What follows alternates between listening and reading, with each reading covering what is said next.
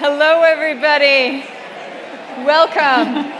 We're so glad to open up the 2026 Natural Capital Symposium for this amazing community of people from all over the world. Y queremos especialmente invitar todos de países donde hablan español. Si quiere escuchar con esta máquina enfrente, it's channel 1. And English channel 2. We are so thrilled to open up here. And in thinking about heading over, I was remembering a time when I was so nervous coming into a big conference like this, and what calmed me down. Just in case anybody else is nervous about all the excitement for this week, all the opportunity, all the high hopes we bring, all the fears of not succeeding for people and nature. One time I was invited to Latvia to meet with European central bankers, and I got kind of into a panic before that meeting, thinking I needed to be able to talk like a European central banker. And I read and I tried to learn the lingo.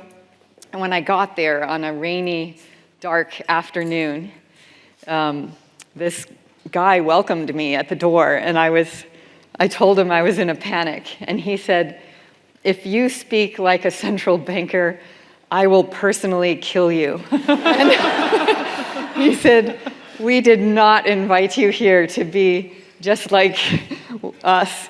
We invited you here to talk about nature, to talk about the values that we all hold and help us all remember and appreciate why we're coming together." And he opened up this evening that was all about what Latvians most wanted: to swim in a clean sea, to show their kids where they played when they were little out in nature, and to sing and dance the traditional songs of the country that were all about love and nature. And that's what a lot of this meeting is about, just bringing who you are.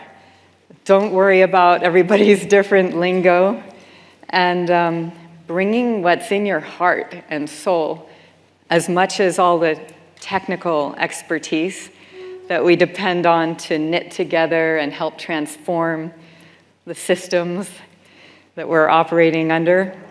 But just bring the heart and soul, and we're going to have a fantastic time together this week. Thanks, Gretchen. I'm Ann Guerry. I'm the co-executive director of the Natural Capital Alliance at Stanford with Lisa. And Gretchen didn't need an introduction. Sorry, I forgot about that part. In case you didn't know, that was Gretchen Daily. So I'm really excited to welcome all of you to Stanford. There are about 350 of you from 32 different countries, I think was the last count. And I just wanted to say that this convening really brings me hope. It brings me hope that you've all traveled this far to be part of this community, that we actually can make a difference. We can use natural capital information to inform decisions that have better outcomes for people and nature. It gives me hope that we can mainstream alternative ways to measure wealth. It gives me hope and actually empirical data that we are building a community who can share stories of success, troubleshoot challenges. We can share data, we can share approaches, we can advance science together. And it's all possible because of this community that is represented in all of you. I also want to mention that you all hail from so many different geographies and also so many different perspectives. And this group is sort of like a physical manifestation of the diversity of perspectives, of types of expertise, and of lived experience that we need to make the changes that we're trying to make in the world. I just want to share a couple of things that I'm particularly excited about for this particular convening, where we are celebrating the 20th anniversary of the Natural Capital Project, which is now the Natural Capital Alliance. So we're also we're celebrating the launch of the Natural Capital Alliance. Also, I want to talk about how this convening provides food. Yes, we have meals, which I think is a great way of building our community, but we provide food for the left brains, which is the technical expertise. You can learn about invest models. You can go to sessions about how human health is linked to contact to nature. But also we've got food for your right brains, where we have, for example, the winners of the photography contest from the Dorr School of Sustainability that are out in the Fisher Conference Center. And in the closing plenary, we'll be sharing some of the submissions from when you registered, you were given a chance to share a piece of art or a photograph or a poem or music that meant something to you. And we'll share some of those at the closing plenary. And if I'm brave tomorrow, I might read a poem to you. And then, so that's the left side and the right side. And then there's the putting things together. So from left to right, from head to heart, and from ideas to implementation. So this meeting is all about community, and it's about connection. So make some connections and make some friends. We're all in this together. Lisa. So yes, I'm Lisa Mandle, other co-executive director of the Natural Capital Alliance here at Stanford. I wanted to start off by acknowledging that a large portion of our gathering here, this year's symposium, is supported by a regional technical cooperation funded by the Global Environment Facility, implemented by the Inter-American Development Bank, and executed by Stanford University. So we're really grateful for that support that helps make it possible for all of us to be here together this week. These next 3 days also, one of the things I'm very excited about is these next 3 days represent the culmination of what we've called the People, Planet, Prosperity Project, or 3 Ps. You'll hear that term again, I'm sure, which has brought together 16 different countries from around the world and 3 different development banks to advance natural capital approaches and mainstream that into policy and into finance. So we're excited to share some of the outcomes of that project and some of the lessons learned and how we can keep growing that cohort of countries from 16 to more and more. As part of that, supported by the Global Environment Facility and in collaboration with IDB, today marks the launch of a free, massive, open online course on mainstreaming nature into policy and finance, and an implementation toolkit that provides all sorts of resources to be able to replicate these approaches and adapt them for different contexts. So you'll hear more about that later today. You can find those on our website, and we'll share QR codes so you can go find those. I'm also particularly excited that this is the first time that we're offering what we're calling a contributor track. So for folks here who are interested, particularly in our software and the community around the software, this is a chance to come together. The software is more than just the code. It's really about the people and using the software to solve the problems that we see in the world and bring the science into those decisions. So check out the contributor track. It starts tomorrow morning and goes through Wednesday. You don't have to, if you don't consider yourself a software developer or a software engineer, no worries. It's for all sorts of people. So those are some highlights. And before we get into some more fun, I have a few logistical notes to share. First, if you haven't found the agenda yet, you can find it in the Attendee Hub app or on the event website at the address here. If you haven't figured out how to connect to Wi-Fi, you can use the Stanford Visitor or EduRoam if you have that access through your institution. Bathrooms are located in the hallway on the way to the Fisher's Conference Center, so keep walking out that door. You'll see signs. If there's an emergency or you need help with anything, please talk to the front desk and they can help you. few other highlights for the next few days. We have a happy hour and poster session tomorrow, Tuesday, in McCall Plaza at the end of the day, and we're really grateful for Ecosystem Investment Partners for their sponsorship of this.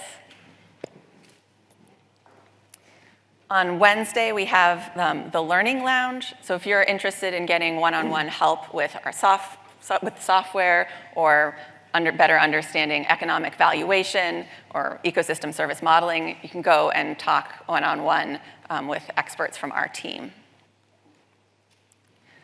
Following up on what Anne said, if you check out the winners of a photo contest from the School of Sustainability, those are showcased in the Fisher Conference Center. So go past the bathrooms and you'll see an awesome array of photos. Please help us by composting materials and sorting into recycling, compost, or landfill only. And you'll see those bins labeled for that. We have tables outside, so we'll have our meals outside, and at lunchtime, if you're interested in having conversations, we have a number of tables that have been marked with different themes. So if there's a particular theme that speaks to you, go pick a table and meet some other folks who are interested in that topic.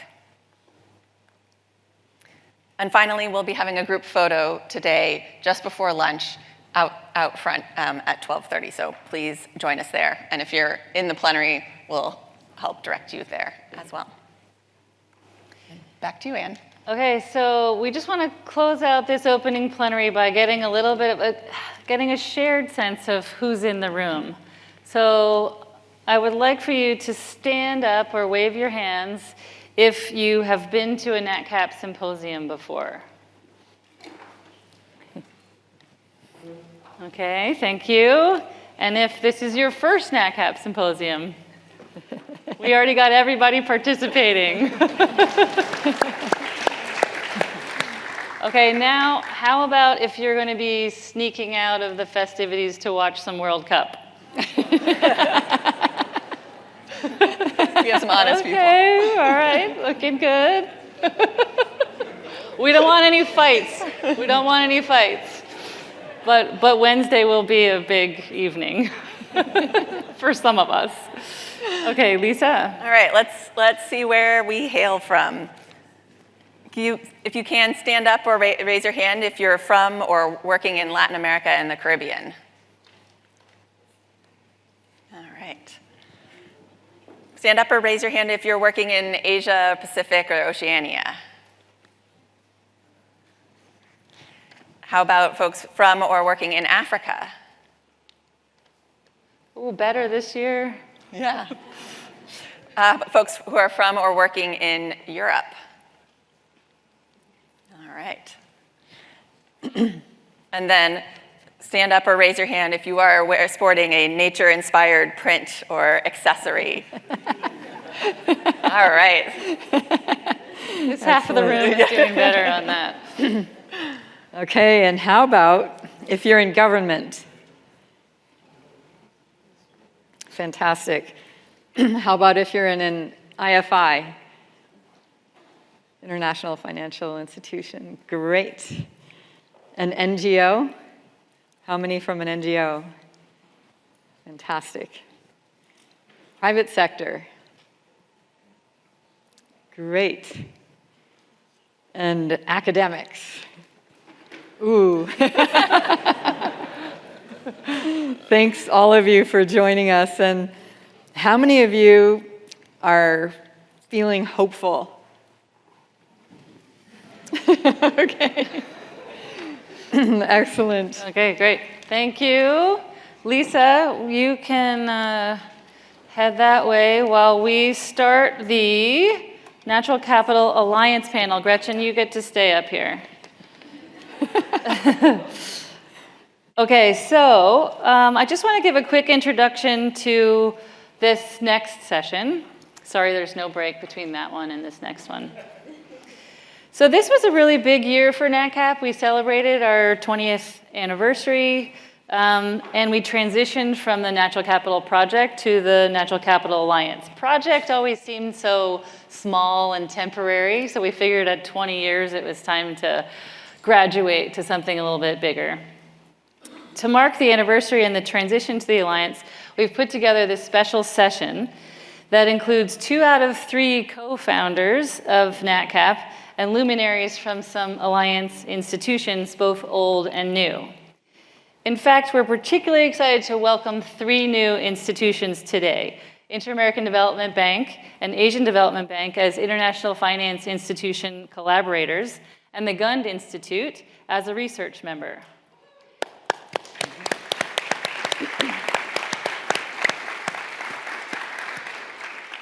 We're building the Alliance as we go with the aim of building a bigger tent. So we need a big, bold, broad community to affect the transformation that we are seeking of global economic systems in the big picture and people's hearts, minds, and behavior in the small.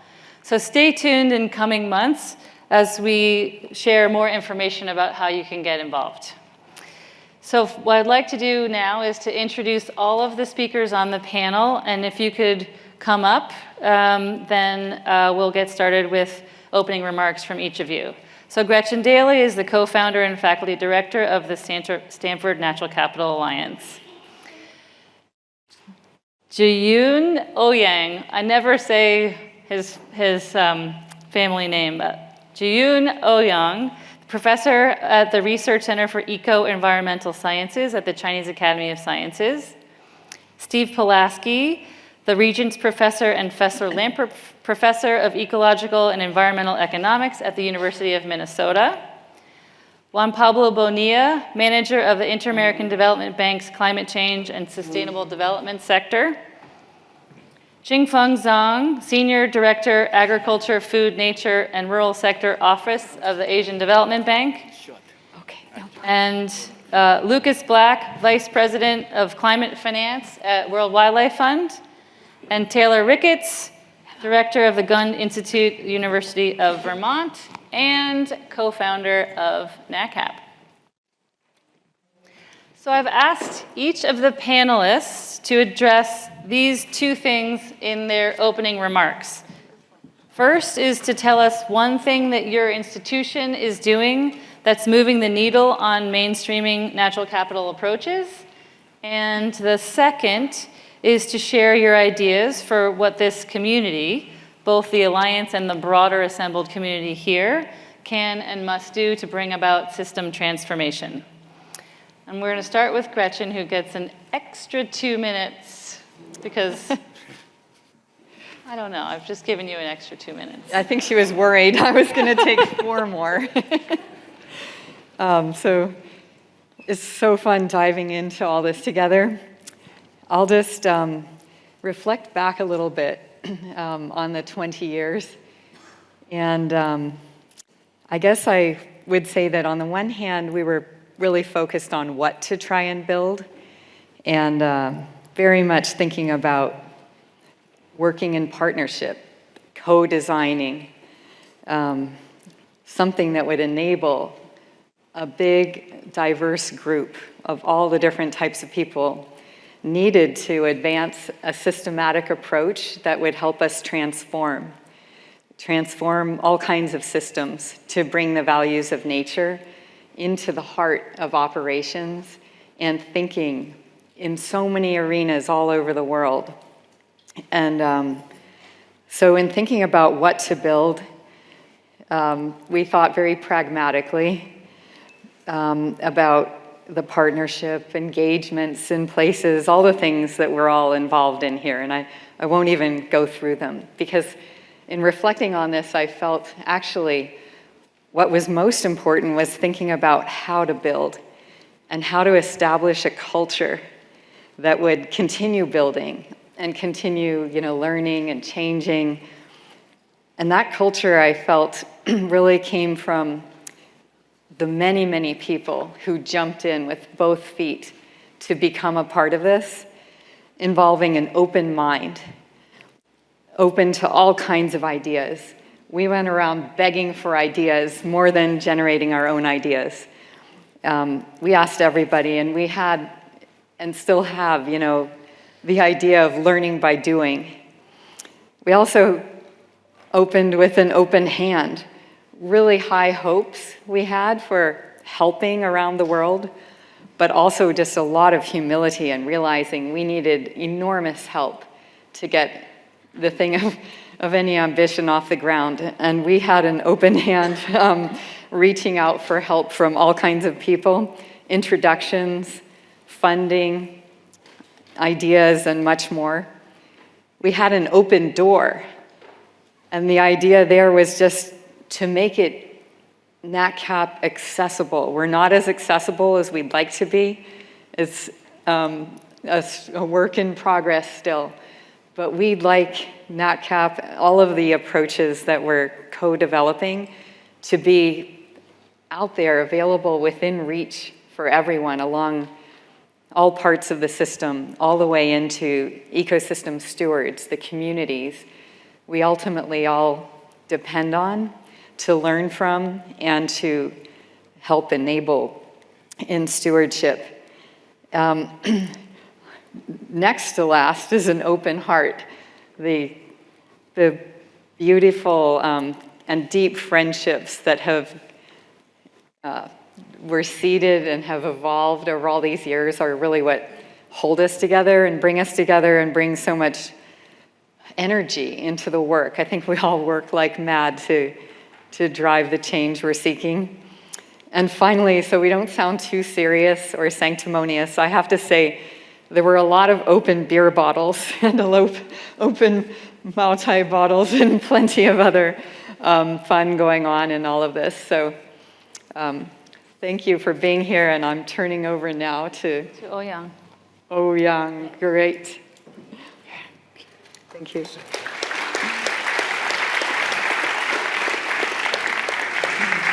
Okay, thank you. I was heard I was the only one people have slides because I needed to do it. Okay, how to do that? Hey. How to work? Oh, this one, okay. Yeah, because I have lots of photos. In 2007, I met Gretchen in Beijing. Since then, we collaborated together with NatCap to work together and show. Here, just some of the pictures, I just show some of the important events we have together. Yeah, this is training courses for NatCap in China. Actually, more than 300 young people there. So altogether, over the last 20 or more than 20 years, we have more than 10,000 young people involved in the training courses. And we have more than 100 of the papers use invest model in China, in English or in Chinese, for Chinese scholars. Here we have some important people here in Stanford. We work at the Chinese government and DRC work together how to put NatCap in policymaking in China. So his training courses for National Ecosystem Survey and Assessment, Gretchen and Steve together give the lecture to China. So all the people, all the hall is full. The young people cannot find a seat even and then stand. Okay, I will not go very detailed, but okay, you can see NatCap here. Yeah, we go not only in the meeting, we also go to field survey, both in China and in America. You can say in the big tree, in the tropical area in Highland Island. Yeah, this is also in the America Pacific here in San Francisco. Also in also very beautiful places. And here, Gretchen gives lecture in the D3, China's pilot area for how to recognize the natural capital value to economic benefit for that one in China. Yeah, here some in the different places in China. Here that one, 绿水青山, 就是金山银山. You can see the Chinese President Xi Jinping said, lucid water and mountain is something is very important for people.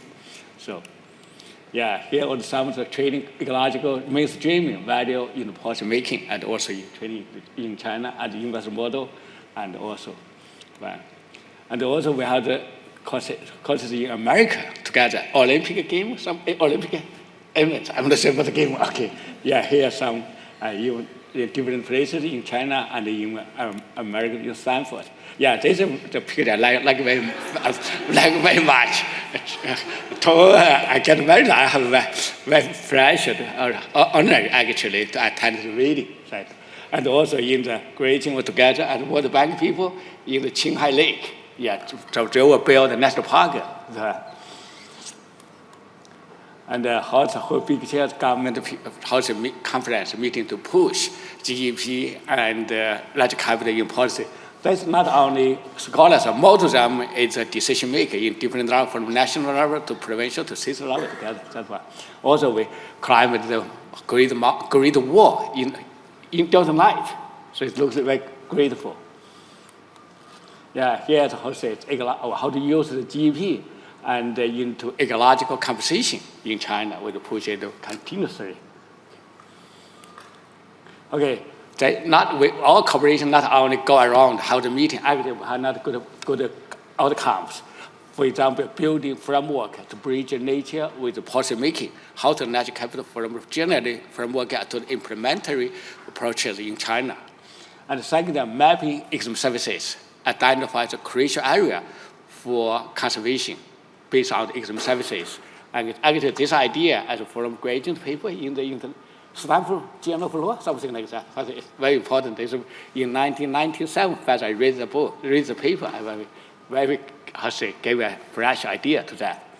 And then integrate the natural capital into governance. This is the most important work. For example, national park planning, where to build a national park, we use natural capital as basis analysis, and we have happy the government adapt the planning. Also, ecological redlining is how to manage the land use. We use natural capital to figure out where is the most important area for providing services, and we must protect strictly. So now about 30%, more than 30% of land protect as ecological redlining based on ecosystem services. Also, we have initiated the program Ecological Financial Transfer.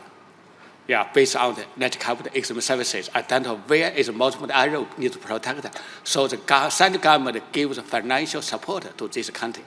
Last year, about 110 billion give this country ecological very important and remote area for conservation. Also, we developed the GEP for tracking natural capital to the people, work together. And here we work together, we have the policy, and also we have the good people in the science, in PNAS, in nature, series, and so on. These are some of them, not all of them. So just show we are very fruitful cooperation. Also, we have the national stand and the national guideline for China use in China all together. And we're happy in the Nature 2024, something like that. The Nature editorial paper talk about when comes the global challenge, research in China, United States, and Europe are covered extensively to studying the role of nature in human productivity. This involving bodies of work is fundamental to ongoing efforts to incorporate nature into how economic are valued. And we're happy. This mentioned the work as the side of the paper is all people together. I just mentioned the first pages. Okay, thank you, the Natural Capital and the Natural Capital Alliance.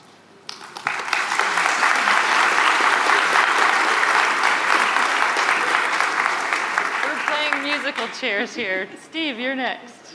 And I'm going to take your seat.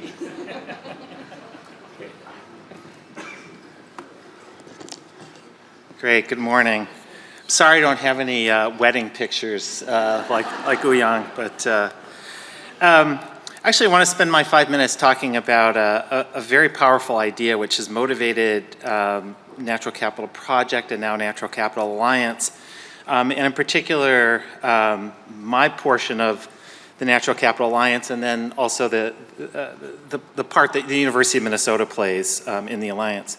So I really want to talk about going back to the concept of natural capital and ecosystem services and sustainable development, which I think are really of fundamental importance in an era where humans are driving changes on the planet. And by the very construction of these terms, natural capital, nature and capital, ecosystem services, ecosystems with goods and services, and sustainable development, so environmental sustainability and economic development. These are highlighting the necessary integration, if we're going to have a sustainable future, of integrating Earth systems, the environment, with our economic system. But in order to make progress, we need to be able to measure and make actionable the values of nature. And that's been at the very core of the Natural Capital Project and now the Natural Capital Alliance. So 20 years ago when we started, a really central challenge that we were facing was to be able to improve our measurement, so quantification and valuation of ecosystem services, and further to show if you did things, if you managed systems in particular ways or changed land use, how would that change the provision of ecosystem services? And that was really the fundamental drive behind developing the INVEST software, right? So I want to focus on a challenge that I think we face now, which is to bring ecosystem services and natural capital into the core of economic and financial decision-making that affects the environment, that really drives environmental change. So I was fortunate to participate in the IPBES Business and Biodiversity Assessment along with several others, including Lisa Mandle. I just wanted to quote one sentence from that assessment, which came out in February. The failure to account for nature and integrate its values into economic and financial systems has led to environmental degradation and unprecedented rates of biodiversity loss. So to transform this system so that we go from an economy which destroys the natural capital on which it depends to one that promotes natural capital and the flow of ecosystem services, we need fundamental changes, not only in economic and financial accounting and incentives, but in policy, legal, regulatory frameworks, social values, technology, capacity, and knowledge. Now, obviously, these are enormous challenges, but I do feel, somebody said, are you hopeful? And I am hopeful, especially looking out at the talent in this room and the talent of people that you all work with, that we can make rapid progress on at least some of these dimensions of the challenge. So I'll just mention three things that we're doing right now at University of Minnesota in alliance with others from the Alliance and beyond to integrate environment and economy. So with colleagues at Purdue University, we have integrated INVEST software with GTAP. GTAP is a computable general equilibrium model of the economy. And with this cleverly named GTAP INVEST model, we are able to do such things as to think about changes in policy or market conditions. What effect does that have then on ecosystems, the provision of ecosystem services, and then back to the economy? How does that change GDP, employment, trade flows, and so on? And we're using this in a number of venues. One is thinking about working with, for example, the Network for Greening the Financial Services, the network of banks that is interested in expanding beyond just climate to thinking about nature and climate scenarios. What threats do changes in nature have for financial stability?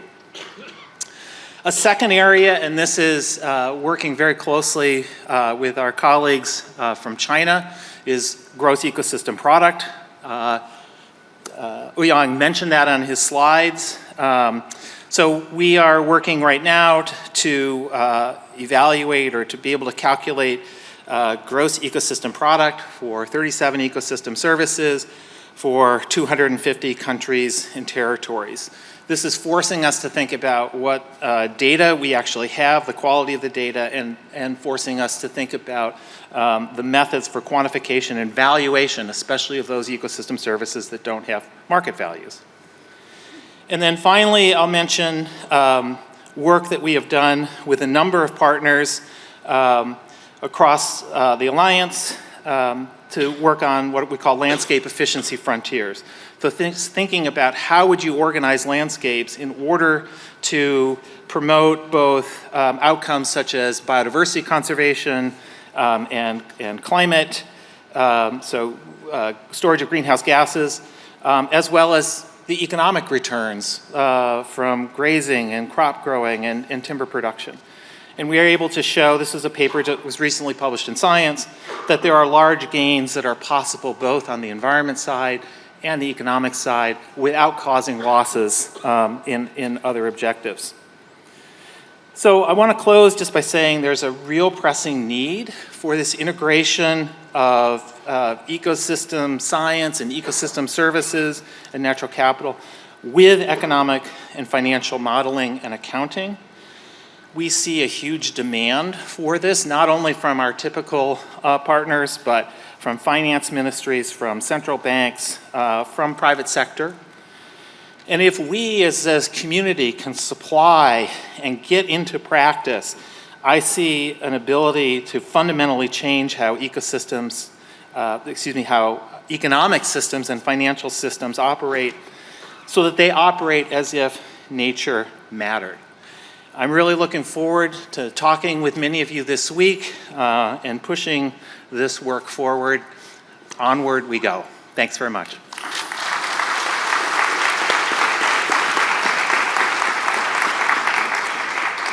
Next up, we have Juan Pablo Bonilla. Thank you, Anne. If you want. Good morning to everybody. And you mentioned financing, ministries of finance and government, so I think it's my turn to talk about that. But Gretchen, it's really an honor to be here at Stanford, all the work that we've done with the NatCap, with you, with Anne, with Lisa, with Mary. So it's really a pleasure being here. And I was remembering listening to Gretchen, the first time that we engaged with the NatCap, it was 2011. It was about 15 years ago with Belize and Bahamas. And it was the first time that I recall an MDB, a multilateral development bank, brought the NatCap, the scientific, the community engagement, to develop a plan for Andros in the Caribbean. And for the first time, the IDB then was able to finance that. It was a loan to the Ministry of Public Works to finance everything that we did together. Now, 15 years later, it sounds great. We're incorporating nature in, public works. 15 years ago, it was kind of not an innovation. It was kind of a dream, okay? Let's innovate in that way. But the way we have learned in these 15 years, to incorporate all the scientific and technical expertise of Stanford with the dialogue of the NatCap, with the dialogue that the ADB brings to the region with ministries of finance, with ministries of environment, ministries of planning, and sectoral ministries, that has been very, very valuable. And I would like to emphasize that in addition to Belize, that I saw the government here, Beverly, it's a pleasure having you here with your team, and Bahamas, we were able then to expand this work to different countries, and I would like to mention Chile, Colombia, Ecuador, and Uruguay, and thank all the representatives from those governments here today at Stanford. And it's been a journey for the ADB to put together ministries of finance with ministries of environment and have a common language on how to incorporate nature into valuation, into natural, I would say, accounting, and into financing. And that's why a concrete example, thank you for mentioning the GF at the beginning, is what we have done with the GF to incorporate natural capital into national accounting. And I think we're going to learn a lot from that today and how we can replicate that in different sectors. But it is very clear in these examples that you're going to see in these countries how natural capital become influential in the decision-making. In Belize, the work is helping connect blue economy priorities with indicators, monitoring, and financing approaches. And by the way, the multilateral development banks like us, we develop what we call the country strategies every time we have a new government. And it's really seeing the evolution in Belize and seeing how nature and blue economy is the center part of the country strategy of the IDB with Belize is amazing. So it's an evolution. That's why I started mentioning what we did 15 years ago to see how the government is right now. In Chile, it has supported the Natural Capital Committee of Nature, led by ministers of finance with all the different actors. The Central Bank of Chile is an amazing actor also in nature, and it's helped create a basis for expansion to additional macro regions. In Colombia, Ecuador, and Uruguay, the work is helping to connect ecosystem evidence into planning, conservation finance, and biodiversity strategies. And I would like also to mention here the importance of escalation. The question about what to do next. First, turn pilots into shared methods. You mentioned the MOOC already, and I think that's and I know Lisa will be very soon working with different parts of the bank also related to that. The second is make knowledge easier to use. Sometimes we're learning, Gretchen, that a government calls us, and now that we're bringing the NatCap also to work with Bid-Invest, with the private sector part of IDB, a private sector also transaction can have that kind of advisory fast. So we need to make knowledge easier to use, not only for governments, but in a practical way for private sector. The third one is skill building these bridges between science, policy, and operations, and working more as a system. This is easy to say, but in practice, when you go and sit down with a Ministry of Finance, with a Ministry of Environment, with a sectoral ministry like energy or water or even roads, to mainstream nature into that, seeing that how that ecosystem works, how you say, listen, we can bring the NatCap and we have a solution, technical solution to do this, is what we need to do more. And not only to governments, but also to private sector. Mariana is here from Terrazos. She can bring you an excellent example with Greg about Puerto de Urabá in Colombia. I think it's a very pragmatic way of how we need to bring more solutions in a faster way. The final thing that I wanted to say is the question of mainstreaming. When we first talked, Gretchen and Mary, we didn't have a natural capital or biodiversity unit at the bank. We had a climate change team, we were evolving. Now we have a sustainable development department in which we have climate. Last year, for the first time, we had an action plan for biodiversity. We created the unit for biodiversity. Greg Watson is the chief of that unit. We have now developed the disaster risk management unit at the bank, the Amazon unit. I have also cities and regional development in my department. But the little by little way, we're mainstreaming nature inside sustainability first, making that connection of climate with nature, of nature with resiliency when we talk about natural disasters, of nature with the development of territorial development in cities and rural development, in the Amazon linking that with bioeconomy, but then with infrastructure. We had an amazing example, Gretchen, this year in a road in Guatemala, bringing nature-based solutions into the development of that road for the first time. And now we're talking with the Department of Health about the linkages of nature and environment with health. It's not only local pollution, but it's nature as a key actor for the Department of Health of the bank. So you see infrastructure, you have social, you have territorial development, and finally, financial innovations. I think the IDB has been pioneer for nature swaps, blue bonds, but also different innovations of payment for results. We have a program called Bid Clima that pays for results in our lending, not only for nature, but environment, but also disaster risk management. Some of these countries that are here are piloting that with us. So at the end, bringing the team that produces the innovation, the financial innovation at the bank with us has been key. And we're replicating that at the countries. So we have talked together in the bank, the ones that lead the instruments with our technical team. We're saying to our country, listen, we have to do the same. We have to sit down the ministries of finance with the ministries of environment and the sectoral ministries to do the mainstream. The numbers, and with this I will end of the bank. Last year, we lent about 1.8 billion in nature in the whole portfolio of the bank. For the first time in the history of the IDB, that was more than 10% of our approvals. And I hope to continue that growing. And now the next step is also to bring Bid-Invest, the private sector part of the bank, to be part of this agenda, Gretchen, and use every day more now the alliance to work in the public sector, but also in the private sector of the IDB Group. Thank you. It's an honor being here and be with all of you learning and sharing.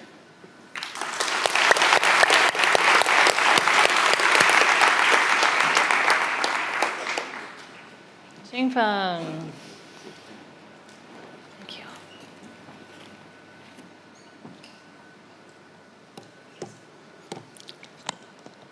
Thank you so much, Gretchen. And again, This is my pleasure to join this very important event. Time flies. Today is we are celebrating the 20th anniversary of Natural Capital Project, Stanford, and also launch of the Natural Capital Alliance. We witnessed over the last 2 decades, this Natural Capital Project was fundamentally change how the world understands the nature. Not just simply as something to protect, but the natural capital is support the economic prosperity, climate resilience, and also the food security, and also human well-being. So ADB, Asian Development Bank, has been very proud to be as a key partner on this journey for the last 2 decades. Together, of course, with the support from the Stanford and also community, we have bridged cutting-edge science with practical development solutions across the Asia Pacific. With the question from Anne, what the most important things ADB will involve the leaders mainstream the natural capital. One thing I want to mention, ADB formulate the natural capital operational guidance note. It is the government, ADB's corporate guidance note, provide the practical methodology, tools, and the financing approach, integrate the natural capital through the entire investment cycle, including country diagnostics and also policy dialogue to the project preparation, economic analysis, and also the financing decision. This is one of the such kind operational guidance in the one of the development banks. This includes 4 key pillars. The number one is natural capital life. This is developed together with Stanford University. We translated the world-class science into the investment decisions. Through the ecosystem accounting, and more important, of course, is the gross ecosystem product, we help the government make nature visible in their economic planning. This includes eco compensation in China in Yangtze River, river basin planning in Armenia, and also natural capital accounting act in Philippines, and also ecosystem management in Sri Lanka and also the Cook Island. Second is a natural capital fund. We introduced a natural capital fund to mobilize the brand finance to restore ecosystem, strengthen biodiversity, and also the green the food system. ADB will also launch the first biodiversity nature bond to finance the eligible projects across Asia Pacific. And third is a digital natural assets platform. We apply artificial intelligence and also digital technology to enable the carbon credit, biodiversity credit, and also payment for ecological services, creating new economic opportunities for farmers and also the local communities. Lastly, across the Asia Pacific, we also apply these tools through the landscape approach, including the glacier to farm in Central Asia, from the rivers to data in Southeast Asia, and from the ridge to reef in South Asia, and also from the wetlands to sustainable food system in East Asia. This is to demonstrate how we scale up the natural capital through this river system and also landscape, deliver both environmental and also economic return. So look ahead, the second question raised by Anne is how we can build the alliance in the next 2 decades, if the last 3 decades, right? So the first, I think we need to continue strengthening the bridge between the science and the implementation. Of course, in the last 2 decades, we already found a way to introduce natural capital accounting. But next challenge is how to make the standard practice within governments and also multi-development bank like the ADB, Inter-American Bank, and the World Bank, so that the natural capital routinely inform policies, public investment, and also the financing decisions, not just as an exception, but as a business as usual, as a part of the norm of the MTBs and also the government. Second, the alliance should become a true global community of the practice. In this room, of course, we have the scientists, governments, development banks, private sector, civil society. All of us have their different competitive advantage. Through the alliance and also the next 2 decades, we share knowledge, build the capacity, scaling the successful innovation together. I think we can accelerate systemic transformation. Of course, the success for the next 2 decades will come when the natural capital no longer just as a sort of the environmental safeguard issues. It should be as a part of a productive capital, valued, financed, and then managed alongside with the physical capital, financial capital, human capital in all of the development decisions. ADB, we look forward, of course, to continue this journey with the Stanford Natural Capital Alliance with all of you. Together, we can ensure nature becomes not just a frontier of crisis, but it's the foundation of the resilient economy and also the shared prosperity. So thank you so much. Look forward to work with all of you. Thank you.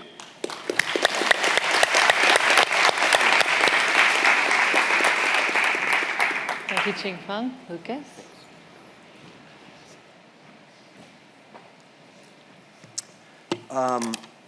Thanks so much.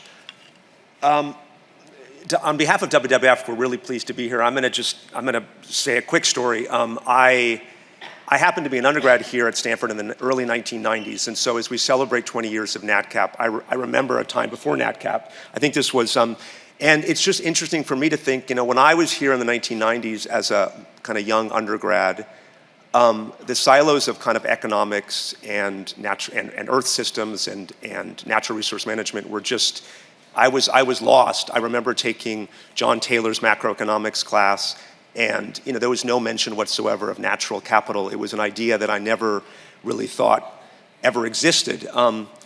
There was so many silos. I was not smart enough, I always joke, to study biology at Stanford, so I studied the dismal science economics or international relations. And today when I come back and we have Stanford students, we have Chris Field on our board, we have Stanford students we get every year in my team. The mix of now people that speak about natural capital with fluency, can talk the world of both nature and of both finance is just exponentially, has changed so much. And it's really inspiring, and it's really because of the last 20 years of NatCap. So I think we need to kind of celebrate that and realize that for a lot of us, the older people in the room that kind of came up before things like NatCap, to really realize that we didn't have that. And so the younger people really inspire me that really, and I think it's because of NatCap. So kudos to NatCap and on 20 years. On WWF's behalf, I would just say a few things about we've had a long history with NatCap. We have a lot of people that work at WWF that love NatCap. 2 things that we're doing the last couple years that I think changing the equation. One is we have a new nature finance and investment team that we launched last year at WWF, headed by a guy named John Morton.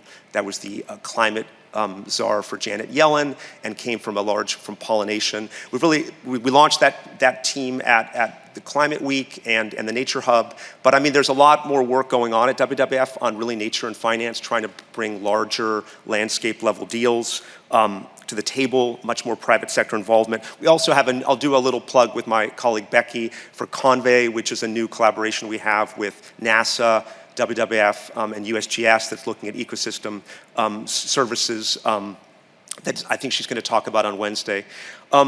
So a lot of progress. I think I will wrap up with more talking about the challenges in the next 20 years. And I'd say there's a few things, and maybe this will resonate with Anne.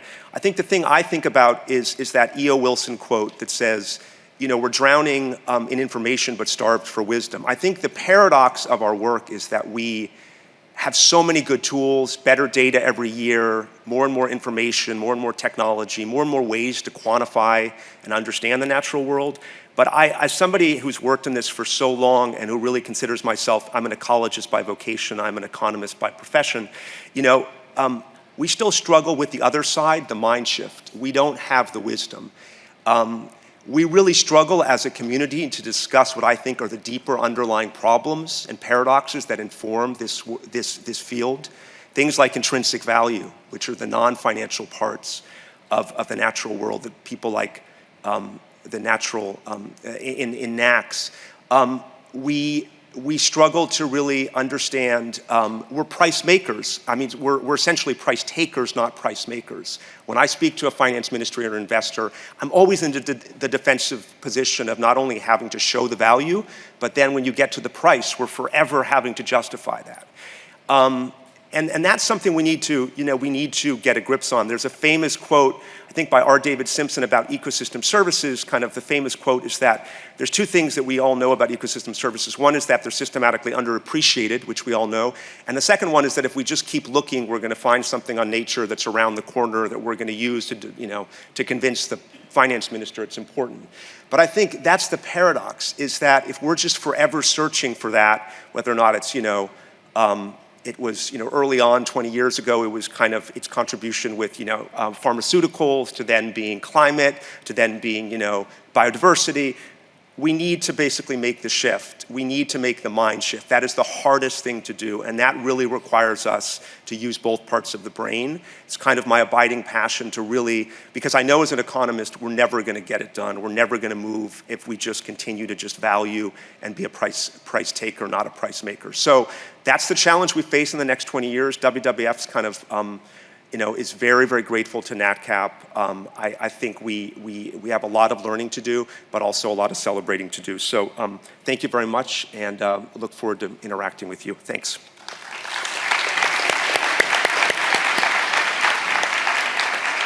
Thank you, Lucas. And last but not least, we have Taylor Ricketts. I got to stick with my system of going all the way down. Hi, everybody. So yeah, I'm Taylor Ricketts. I was a grad student here and a postdoc with Paul Ehrlich and Gretchen Daily, and then went to work at WWF. And while I was there is when the Natural Capital Project was founded here.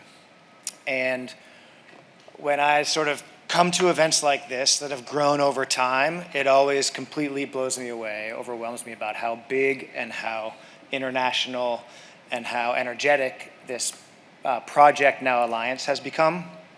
And it really, I want to echo something that was said earlier, is it's actually really easy to forget, sitting in a room like this, that when the Natural Capital Project was founded, mapping ecosystem services was not a thing.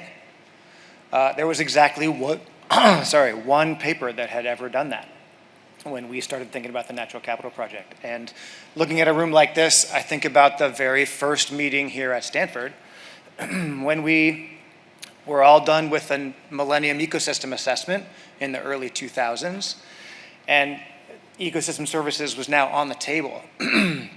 It was a thing, sort of politically and in the public mind, but we were worried that we didn't know how to do this. We didn't know how to quantify ecosystem services and map them. And two of us, Peter and I, worked at NGOs where mapping was sort of the coin of the realm. Conservation is a spatial thing to do. Where to invest, where to do what, where was really important. So we thought maybe we could map ecosystem services and get them mainstreamed into conservation. And we really didn't know if we could do that. And for this workshop, we commissioned 2 postdocs to spend 6 months ahead of the workshop trying it. Go somewhere, get the data you need, come with your best attempt to map an ecosystem service, or preferably lots of them. And I will never forget the feeling of being in this group of maybe 25 people when these 2 postdocs presented their work and they had pulled it off. This thing seemed doable, it seemed useful, it seemed possible, and it was clear we should scale that up. And so those 2 people, by the way, are Robin Naidu and Kai Chan, both still leaders in ecosystem services, both Canadian now that I think about it. So I'm not sure why that's relevant. Excuse me.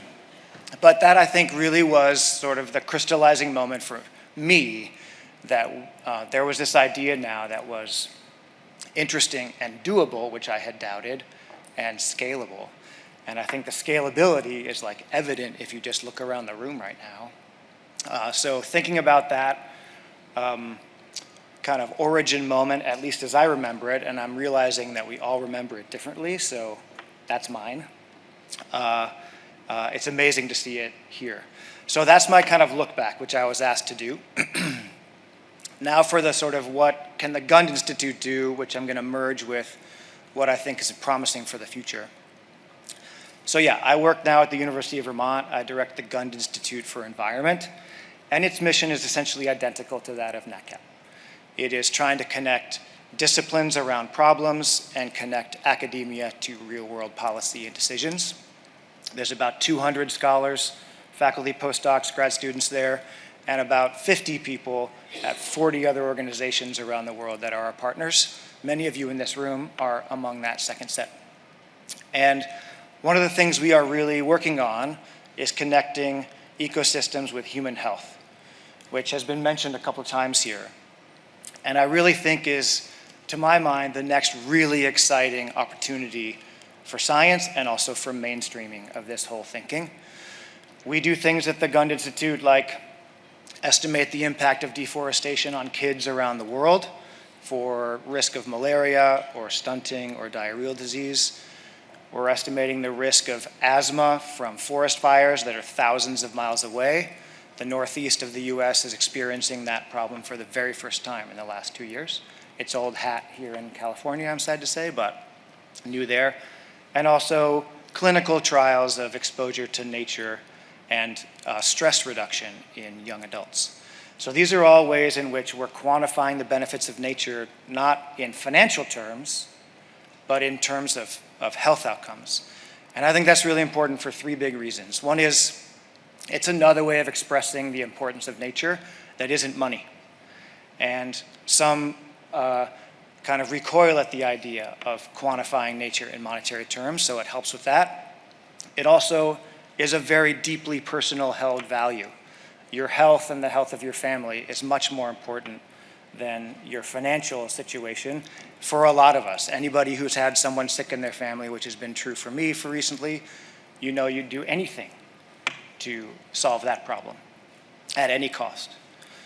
Even my Uber driver, I did not prompt this, came up with this little line that I will use, which is, wealth is not wealth. Your health is your wealth. That was this morning. So I really think it's a powerful way to express the importance of nature to people's lives. And then it's the second thing, it brings in a whole set of new partners. We've heard a lot from finance ministers and development banks. I really think we have another whole set of partners in health agencies, health NGOs, foundations that are out for children's health and so forth. So there's another big mainstreaming opportunity and another really interesting intellectual handshake, this time between biophysical sciences and medical sciences, where we've gotten really good for 20 years on the handshake between economists and ecologists and really succeeded. Again, look around the room. I think in the future there's another handshake to be done successfully, bringing nature really mainstreamed into the world of how we care for our health. Okay, so I'll stop there. Again, overwhelmed by how many people are now part of this effort and really grateful to be here. Thanks.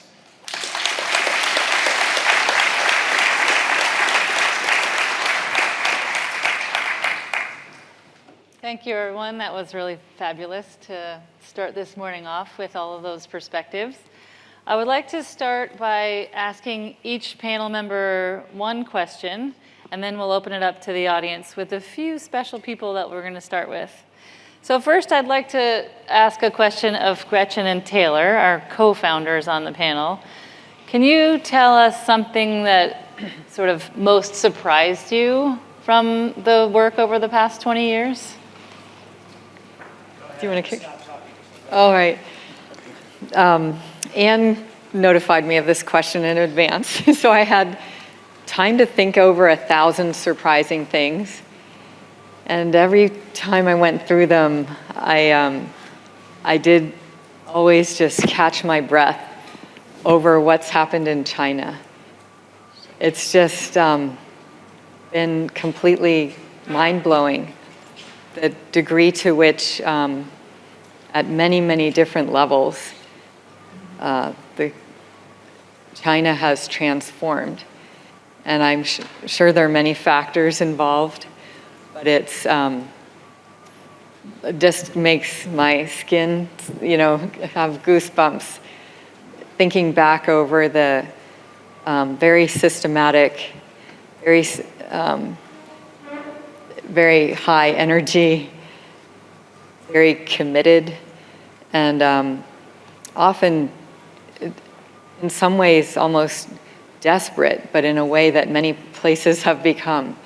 There's been so much disaster, you have to get out of it. And but then on the beautiful side, it's been amazing to see how much what we hoped for has actually come to life. So the incredible commitment at every level in the country and the restoration of ecosystems. You can see it with all kinds of measures, and you can just feel the promise of going farther. So it's been an incredible honor and blessing just to see some of that. Taylor? Hi. All right, so I apologize in advance for sort of an opposite vibe to Gretchen. What has really surprised me is how slow, other than in China, the uptake to policy has been. I think really naively when we started this, I was like, yeah, we're going to express nature in terms that the markets and decision makers understand, and it's just going to take off. And they're going to take it up into policy, and markets are going to spring up, and laws are going to spring up, and public payments for ecosystem services are going to spring up. And I have been surprised at the gap, the science implementation gap, again, with really amazing exceptions, and not just in China. And I think that surprise is as much due to my naivete as the world really not responding as maybe it could have. So I don't know how much of that was just unreasonable expectations from me and how much was otherwise. But I mean, we've written, Jim Saltzman's here, we've written whole papers about why is that? And is it the kind of science we're doing that is good for putting ecosystem services on the agenda, demonstrating how important it is, but not really to inform somebody's decision tomorrow? Is it just the way our social ecological systems and economic systems are set up, that it's harder to make this sort of systemic change that we're talking about? But I think that is one of the big challenges for the next 20 years of NatCap, and the next time for all of us is to really work on understanding that gap and closing it. We've essentially been testing the information effect. If we just tell people how valuable this stuff is, things will change. And there's a lot of data that the information effect is not a very effective effect. So I think we need to be more deliberate about what the problem's been in places that aren't the shining lights like China and others, and work on that as part of our work, that study the science policy gap and close it. Thanks, Taylor. I think that really gets to part of our thinking about those early days of involving the multilateral development banks. And I'd like to turn to Qingfeng and to Juan Pablo to help us think about kind of some of those challenges, some of what's contributed to the system change being slower than optimistic young Taylor might have thought. So Qingfeng and Juan Pablo, can you talk about what you see as the most significant barriers today and how we can better lower them so that we can not have Taylor come back in 20 more years saying that it's still too slow?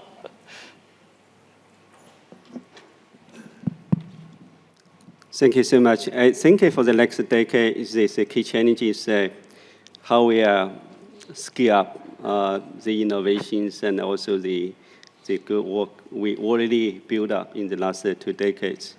Again, of course, like the Asia Pacific, we already have the natural capital accounting in a number of the key countries like the Philippines, Sri Lanka, Armenia, Cook Island. Of course, we're also working Yangtze River.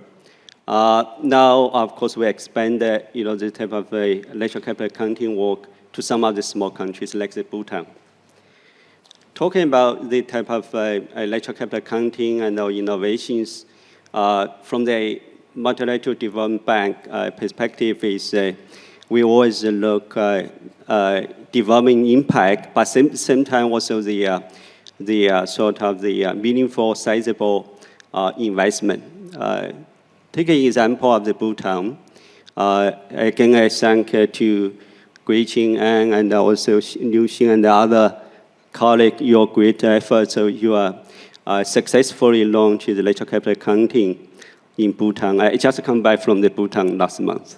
I waited list the Prime Minister. He announced he's one of the first country nationwide adopt the GEP.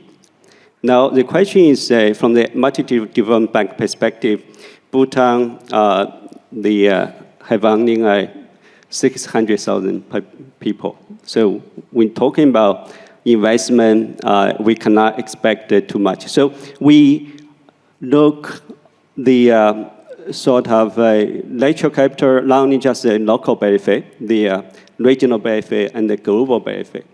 Bhutan is the Asia water tower. So the linkage with the downstream, India and Bangladesh, so critical. So that's why when we're in the Bhutan, we not only just talking Bhutan, we bring India and Bangladesh together in the same table. We want to launch the, we call it the ridge-to-reef approach, integrate all share agricultural ecosystem, coastal ecosystem management into the sort of the more coherent investment framework across Bhutan, India, and Bangladesh. In this way, when we are working in this small country, the size small, but the development impact can be very big, and also our investment opportunity in India and Bangladesh is also quite significantly to show how we can scale up natural capital investment. So again, this is one of the key barriers, but I think it's through this regional and the programmatic approach, we can mitigate this gap. Thank you so much. Thank you. And I mentioned when I was talking about the importance of, when you talk about mainstreaming nature, I think we learn a lot inside the MDBs, also what is a reflection of how governments work. And in all the agendas, we need to be very humble and listen a lot. Listen the other, what are the priorities? Nature, climate in general, local pollution cannot be as an imposition or as a problem. Has to be also be seen as an opportunity. When I'm seeing the team of Greg right now working with infrastructure. When you say listen, that's why I mentioned the road in Guatemala. When you say this is part of the solution to do a better road, and you show that with the evaluation, with the numbers, that's why I mentioned the readiness to have that advice soon is key. Because if you are dealing with a government and they say, listen, I want a loan from an MDB to do A, B, and C, and that's gonna take, let's say, 6 months. But then you say, no, listen, maybe it will take 1 year, year and a half, because we're gonna include nature, we're gonna see resiliency, we're gonna see many other things. They say, we need the loan right now, right? The minister maybe will change in 6 months. So the readiness is key to have that technical information on hand to bring it. But at the same time, you need to listen what is the priority of a Ministry of Infrastructure. I love what you said about health. We're learning in infra, we're mainstreaming nature a lot. In roads, in water, I'm seeing every day more nature-based solutions as part of the water agenda. In cities, I just came back from Baku, from the World Urban Forum, And we showed, for example, Barranquilla. It was the first loan that we did in Colombia just to do mainstreaming of nature into the development of the whole city, a huge mangrove park that is creating a lot of jobs as well. But at the same time, you see the conservation. So bringing the nature agenda as an opportunity to create jobs, to create more productivity in the private sector with health. I really love what you said because I saw the reaction of our social department in a workshop that we had the other day. They've done a lot of cash transfers, for example, in the last 20 years in Latin America to change behavior in education and health. We need to learn from that, to apply that to do cash transfers for rural communities, to create jobs in the Caribbean with mangroves or in the Amazon. So when we talk about biodiversity credits, habitat banks, etc., the link with productivity, with jobs, has to be key. And health is an amazing link also as part of that agenda. I'm seeing that with the health department of the bank saying how we can link this better. So local pollution, the link with nature, I think is going to be fundamental. Last, the IDB created a couple of years ago a platform for ministries of finance for sustainability. We started with climate. And now we introduce nature. We invited WWF last year to do a presentation with the GF, and many ministries of finance didn't even know the GF because they are not the focal points to GF. So we need to every day more align the use of different resources in the nature agenda with ministries of finance, linking that with ministries of environment and sectors. But seeing the evolution in that platform, we met first time in Dominican Republic a couple of years ago. I asked to the ministers of finance and deputy ministers how many of them knew their NDCs and had participated in the development of their NDCs. I asked the same question when we met last year. The evolution is amazing. Now Greg is going to start working more and more with them about valuation of nature. And we're bringing now natural disasters as part of that to start seeing the linkages. So again, this is not easy. Coordination, mainstreaming takes a lot of time, but it's important to do it and understand the other part and see nature as part of the solution. Again, linked to jobs, linked to to be more productive, to be more competitive from the private sector, and the link with health is going to be key in the next years. Thank you. We do have a session maybe this afternoon on health. Is that this afternoon, team? Yes. Might want to check that one out. I'd like to talk about standardization a little bit. I think it gets to the readiness that you were talking about, Juan Pablo, so that we don't take forever to get back to somebody with some answers about how to bring nature into decisions. So I'm wondering if Ouyang and Steve could talk a little bit about standardization and your vision for how country governments, for example, can report national or regional statistics that inform decision-making and make it easier to do so in standardized ways. Yeah, it's a great question. I actually think, so both Ouyang and I talked a little bit about this idea of GEP, right? We all know about GDP, so GEP, gross ecosystem product. And when I talk about GEP, I oftentimes hearken back to what was the world like in 1930 when there was no GDP, right? And so how did they, at the time, there was sort of this call, this need for having better macroeconomic statistics. We were in the Great Depression and then the World War II. And there was a real perceived need to have standardized macroeconomic measures. And so it, coming back to Taylor's point, it took 20 years before this really took off. And arguably, you could say it took 50 years before it really spread kind of around the world. So it's not fast, but what we're doing on GEP and Ouyang and his colleagues in China deserve tremendous credit for this, for not only the ideas, but as we've heard, getting this into practice, getting this into governments using this. So we have a number of available tools like the geo, explicit statistics that we have now that build the biophysical foundations of this.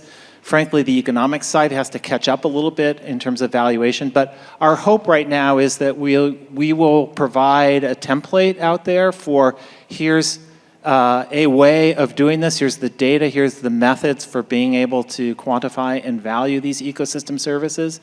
But then it will take a process of working humbly with a number of partners, with people to say, well, in my country or in my part of the world, this is really important and we need to better develop that. But that's the general idea, though, is to supply at least a kind of a framework for how this can be done, which then people can work from and improve. Yeah, this is a good idea, good question actually. In China, actually, GEP, the idea, the valuation methods, counting methods, since 2012. Yeah, Professor Zhu Qingfeng worked together. Okay, and since then, we have tried from very beginning to the like Shenzhen, a city, and then to province and to the many provinces and many cities and to the nationally. So we do it, do another pilot and figure out what data we need. You see, China, like America, is a huge country, have different ecological districts, and they have different ecosystems, different process, different ecological ecosystem process, and different ecosystem products. So we need to develop how to cover almost all kind of the product services, and then and different places we have different the parameters. General model is the same, but the parameters are perhaps different. So we need to develop like this. So according to China's experiments from the another pilot study, and then format national GEP accounting guideline. Based on guideline and the different places, they will set up the monitoring system from like this way. So I think China is one way, but other different countries are differently different system. And I think most situation, according to the developed countries, are not the services in the data we have. The ways how to integrate to the GEP accounting. Like America, I think in European country, in China, I think okay, but some developed country don't have enough data. So this is one issue for the biophysical value accounting. So I think it's slowly push it. And currently, actually, not for the big company like Google, like the Chinese, we also SDG Center. They have the global data from ecosystem.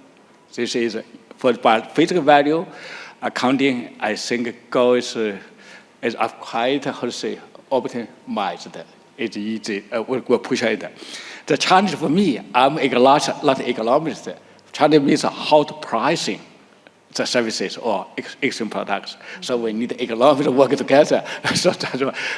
And economists and ecologists have different things about the pricing perhaps.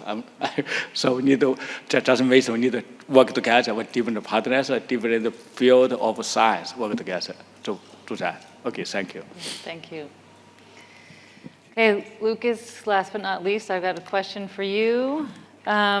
I'm wondering if you can talk to us about how we can better innovate to bring in novel sources of funding. We've talked about pricing natural capital, but how do we fund the work that this group is trying to do, and how do we fund better and more stewardship of natural capital?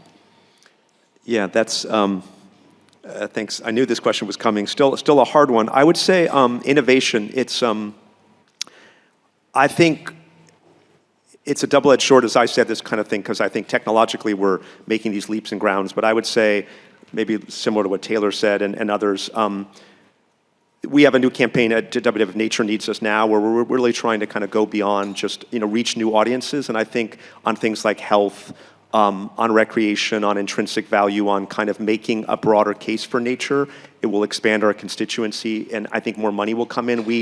We're both, we're very technocratic in NatCap. I think we love the data, but we can't let that, obscure the fact that we have to reach out to these broader audiences. and connect it more holistically, because that's the key, I think, to funding, but also to expanding our constituencies.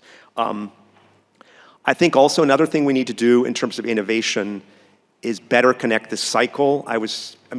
We talk a lot about examples about a really good tool or a really good country or a really good decision or a really good project. But I think for me, trying to go out to speak to investors constantly and speaking to different, is that I don't think we have enough case studies that run the gamut of that cycle, that take us from a study to a decision to an application to a project to an impact. We are very siloed in terms of how we speak about that, and I think that is where bringing in new money and having those case studies. I think the last thing I'll say is kind of more on trying to get in more money and also just kind of trying to get this innovation is, I think novelty is wonderful, but we also tend to focus, I think, on sometimes we overly focus on markets or tools that are novel rather than focusing on the things that work. I'm always struck, and I work exclusively abroad internationally, but like the wetland market, the wetland banking market in the US is a $3 billion market. I mean, if you go to Climate Week or you go to like the places I go, you would think it doesn't, it's 3 billion, the voluntary carbon market's a fraction of that. You never hear about it. Biodiversity compensation payments, Mariana Sarmiento from Terrazos is here. She and I have talked about this for many years. It's a huge market. Compensation payments dwarf compliance markets for biodiversity offsets, carbon. But again, these are just not known. We don't speak about them. I don't know if because they're not sexy, they're not novel enough. But I think we need to do whatever possible to show, knowing that here in the US we have much less sticks than we do. We have a lot more carrots in the US than sticks, but showing these, I work a lot in Bhutan, an incredible country, to show that basically that's doing more on ecosystem valuation for decades, showing wetland mitigation, showing habitat banks, showing these things that work to show the broader community that we need novelty, we need innovation, but also we need to do a better job just showing audiences and people what's working. This is not as difficult as we think, but we oftentimes just don't do enough of showing that. So those are a few ideas I would have. Great, thank you. Okay, I'm going to steal a couple of minutes of your time to continue this panel a little bit longer, because we have 10 institutions that are current members of the Natural Capital Alliance or collaborators of the Natural Capital Alliance. And I didn't think it was possible to get 10 people on this panel. So I would like to invite first Megan Meacham from the Stockholm Resilience Center to say a few words about, sure, come on up.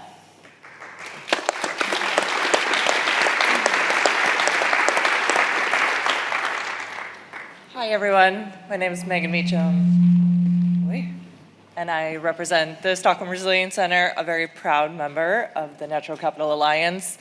And at the Stockholm Resilience Center, we really use a systems approach to work with complexity to build resilience of things that we want to keep or grow, and to navigate transformation away from the things we don't want to keep or towards futures that represent something new that we value. And I had a question for the panel, but maybe it's more just a call to everyone, so we don't have to answer it now, but we think a lot about how we're in a bit of a new world. We see a lot more uncertainty, a lot more surprise, and a lot more novelty, to your point. I think we can all feel it and we can see it. So how is this evolution of the Alliance and this community finding the strategies and opportunities and examples for working in a world that's new and full of that kind of uncertainty? So that's it.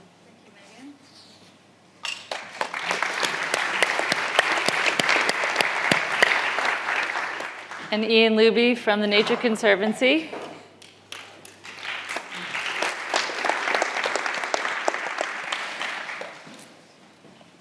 Hello, everybody. It's great to see so many friendly faces and be at NatCap. So I'm here representing the Nature Conservancy. I think most of you probably have heard of the Nature Conservancy, and I can't dream of trying to speak for the 6,000 people that work there and around the world, but TNC was there at the beginning 20 years ago as a founding member.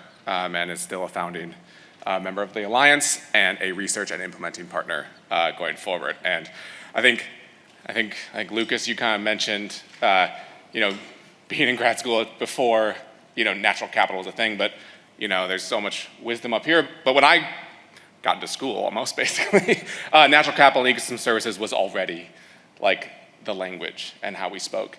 And I think that's exciting for kind of a next generation of researchers and people applying natural capital as we go forward, is we have a really strong foundation and we can branch out into new stuff, but I really think it's an exciting time to learn from you all, but then bring on this next wave. I'm so excited to talk about that this week.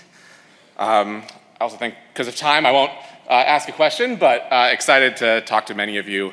I know TNC is working with most of the organizations here in some capacity that I don't even know about, but if you want any connections, let me know. So, thanks.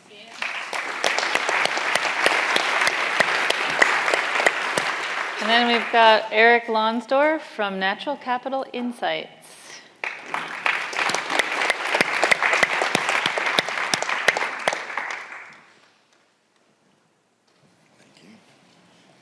Thank you. It's nice to see you all. It's an honor and a privilege to be part of the Natural Capital Alliance. For those that don't know, since I'm one of 4 members of the Natural Capital Insights team, so I do feel comfortable speaking on our behalf. We are a small consulting group, basically created over the last couple of years to expand the capacity of the Natural Capital Alliance members to do implementation. We heard mentioned that sometimes projects need to take less than a year, and we know that if you're working through university, you might spend most of that time just trying to get through the administration of the university. So we're allowed to kind of take on and expand the capacity. So we do a lot of technical work from development planning, training, stakeholder engagement, optimizations, and things like that. So we'll be around ready to talk about any projects you want to work with. We work with a lot of core members and also independently. And then I guess one thing we haven't heard as much about and would be curious as we go through the week is to think about the challenges and opportunities with kind of thinking about climate change and the ground sort of shifting underneath as we do implementation. Be cool to hear about. So thanks.